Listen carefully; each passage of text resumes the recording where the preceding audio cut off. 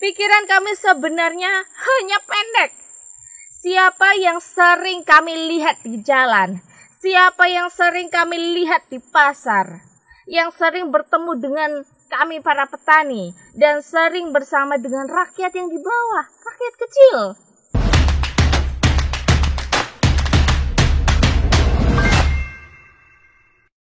Hai sahabat Suara Ruai, kembali bersama dengan saya Ika Christine di program Suara Ruai. Kali ini kita akan membahas mengenai momentum Anies yang kehilangan panggung politik. Koalisi perubahan semakin goyang. Hal ini terjadi semenjak Menteri Kominfo Johnny G. Plate ditahan oleh kejaksaan dan ditetapkan sebagai tersangka atas kasus mega korupsi BTS 4G yang telah merugikan negara sebesar 8 triliun rupiah. Kenapa kasus ini bisa menggoyang koalisi perubahan? Karena Johnny G. Plate merupakan sekjen Partai Nasdem.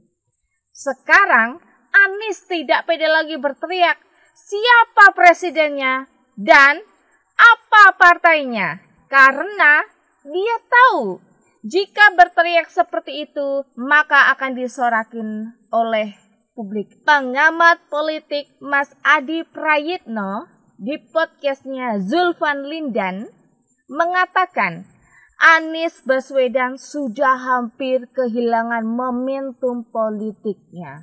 Berbicara apapun dan sekeras apapun mengkritik Pak Jokowi sudah tidak direspon oleh publik lagi. Sedangkan Ganjar Pranowo mendapat bonus elektoral, posisinya 2 periode jadi gubernur Jawa Tengah, apalagi sudah dideklarasikan oleh PDI Perjuangan. Menurut Mas Adi Prayitno, faktor Anies tidak mampu mengantifikasi peluang dan momentum yang ada karena Anies dan pendukungnya mencoba mempersonifikasi sosok profil yang high profil yang dijual oleh Anies beserta pendukungnya. Yang katanya Anies itu lulusan Amerika, jago berbahasa Inggris dan berbicara bahasa asing. Dia juga punya berbagai hubungan internasional. Kalau menurut saya, mengapa cuma hal-hal itu yang bisa dijual? Karena yang tidak ada yang bisa dijual oleh Anies. Apakah seorang Anies hanya menjual sumber resapan Formula E yang masih mengedap di KPK? Jual prestasi yang mana? Atau prestasi membangun tugu bambu? Membuat jalan jalur sepeda yang sekarang dibongkar oleh PJ Gubernur DKI, yaitu Pak Heru? Atau prestasi yang mengalahkan Ahok pada 2017 di pemilihan Gubernur DKI Jakarta yang menggunakan cara brutal hingga merusak demokrasi bangsa kita. Perlu diingat, segmentasi orang yang suka high profile sangat teramat kecil presentasinya. Ya, mungkin sekitar 15% orang yang peduli dengan persoalan-persoalan yang seperti itu. Nah, sedangkan masyarakat kita, masyarakat Indonesia, mayoritas 65%-nya tidak begitu peduli, terutama kami masyarakat pedalaman. Tidak terlalu penting bagi kami mengenai kepintaran, bisa berbahasa Inggris, ataupun lulusan luar negeri.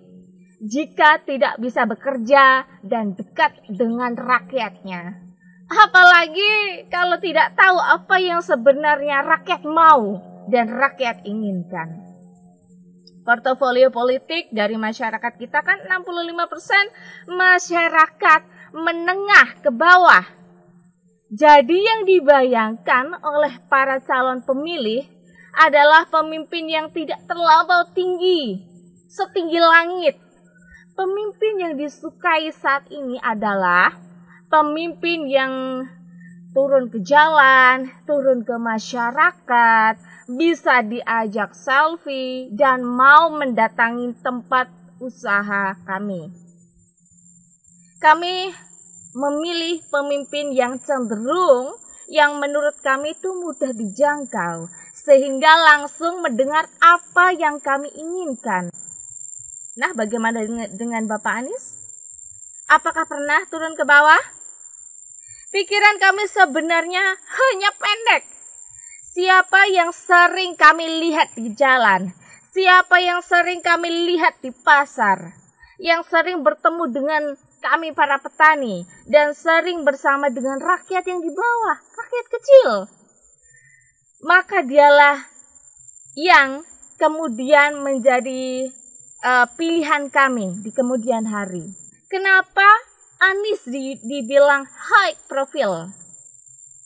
Karena yang dijualnya intelektualitas dan lulusan luar negerinya.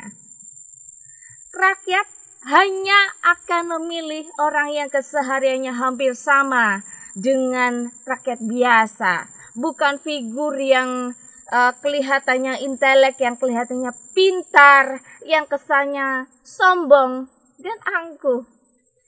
Figur seperti itu membuat kami rakyat kecil ini sangat segan untuk mendekat. Apalagi jika figur ini hanya pintar tata kata. Masyarakat menengah ke bawah mana tahu, mana paham apa yang disampaikan oleh beliau yang pintar ini. Mas Adi Prayitno mengatakan, kenapa Pak Jokowi itu disukai walaupun beliau hanya lulusan S1 Kehutanan yang hanya di UGM? Ya karena rakyat melihat Pak Jokowi itu seperti masyarakat kebanyakan, seperti kami kesehariannya. Saya sangat setuju apa yang Mas Adi sampaikan.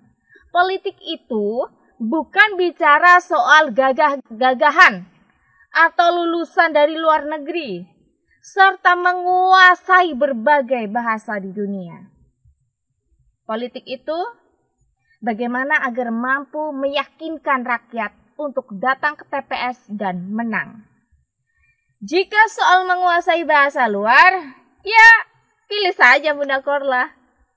Bunda Korla juga bisa menguasai bahasa Inggris maupun bahasa Jerman. Rakyat Indonesia masih sangat sederhana. Hanya 15% yang peduli pada figur high profile. Dan itu akan tergerus jika diuji oleh kemampuan, ide, serta gagasan.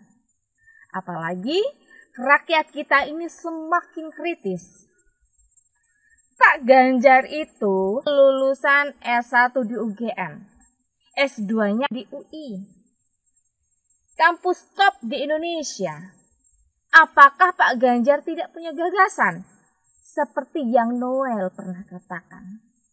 Pastinya sih punya, saya yakin.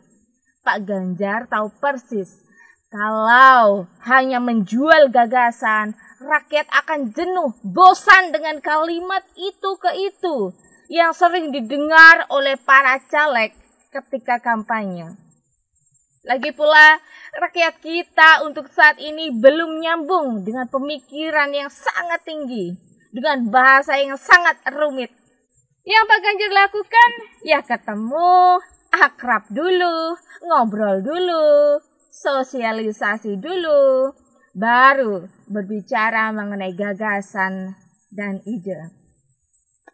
Kalau kita melihat kampanyenya Anies beserta timnya, mungkin agak berbeda.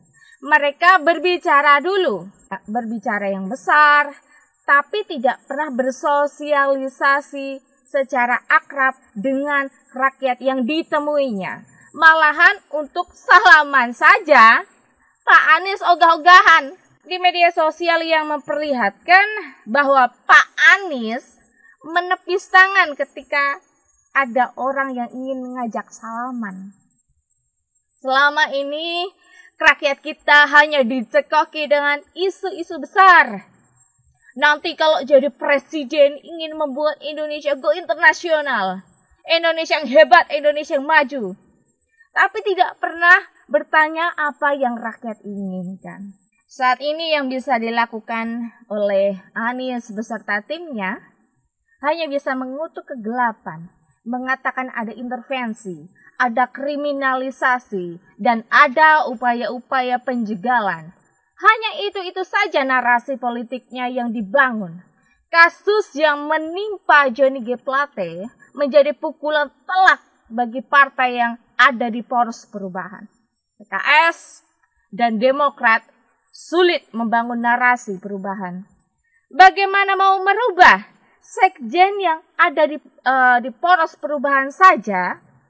Korupsinya paling besar, merugikan negara sampai 8 triliun rupiah.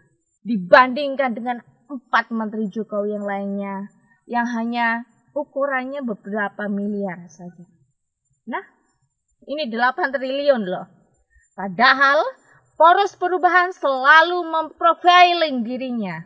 Poros yang bersih, suci, dan anti korupsi. Tapi apa kenyataannya? Sekjen Nasdem jadi tersangka korupsi juga. Dan harusnya Demokrat merasa trauma gara-gara kadernya banyak tersangkut kasus korupsi pada pemilu 2014. Terjun bebas dari yang semula 21% menjadi 10% dan sampai saat ini langsung turun lagi dan lagi. Bijaklah memilih pemimpin, karena ini pemimpin negara. Saya Ika Christine dalam program Suara Ruai. Terima kasih sudah menonton video saya. Sampai jumpa.